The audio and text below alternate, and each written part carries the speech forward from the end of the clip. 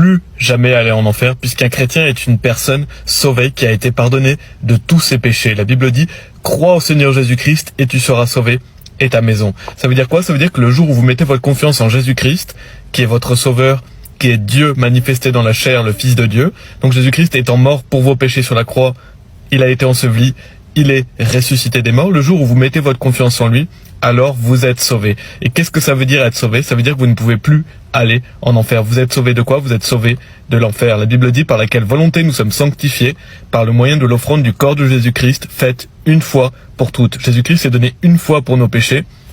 Le jour où on croit en lui, alors on est sauvé pour l'éternité. Ça veut dire qu'on ne peut plus aller en enfer. La Bible dit dans Romains chapitre 4, au verset 4, « Or, pour celui qui œuvre, la récompense n'est pas comptée en termes de grâce, mais de dette. Donc si vous essayez d'être sauvé par vos œuvres, vous êtes redevable envers la loi, donc vous devez garder la loi au complet. Or, c'est impossible puisque nous sommes tous pécheurs. » C'est pourquoi il ne faut pas croire que vous allez aller au paradis en étant une bonne personne, ou en gardant la loi, en faisant des bonnes actions, en allant à l'église, etc. Parce que c'est impossible. Si vous croyez en cela, vous n'êtes pas sauvé, vous irez en enfer, puisque si vous croyez en cela, vous devriez garder la loi en entier. Or, c'est impossible. Donc en fait, c'est pourquoi le salut est une grâce. Et il est dit, mais pour celui qui n'œuvre pas, mais qui croit en celui que justifie l'impie, sa foi lui est comptée pour droiture. Donc on voit une personne qui fait pas d'œuvre, mais qui place sa confiance en Jésus-Christ, elle est sauvée, elle est justifiée. Pourquoi? Parce que le salut est 100% par la foi, sans aucune œuvre de notre part. C'est l'œuvre de Jésus-Christ qui nous offre la rédemption.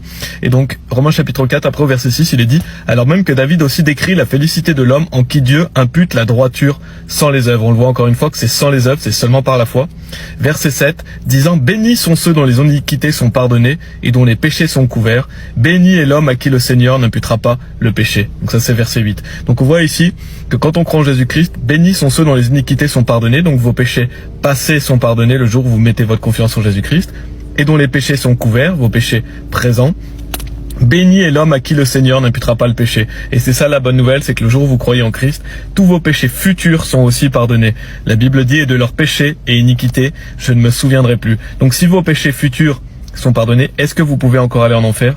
Bien sûr que non, il n'y a plus rien pour vous condamner. Le salut est une fois pour toutes, le jour où vous croyez en Christ, vous êtes enfant de Dieu, c'est la nouvelle naissance, donc vous ne pouvez plus jamais aller en enfer, vous avez la certitude d'aller où? D'aller au paradis. La Bible dit que votre place est réservée dans le ciel. Ça veut dire quoi? Ça veut dire que vous avez cette assurance à 100% d'aller au paradis le jour où vous avez cru en Jésus-Christ. Et Dieu merci, parce que Dieu veut que vous puissiez vous réjouir d'aller le rejoindre. Et regardez la vidéo YouTube qui est en lien sur l'accueil afin de vous assurer d'aller au paradis, c'est une explication au complet. Que Dieu vous bénisse.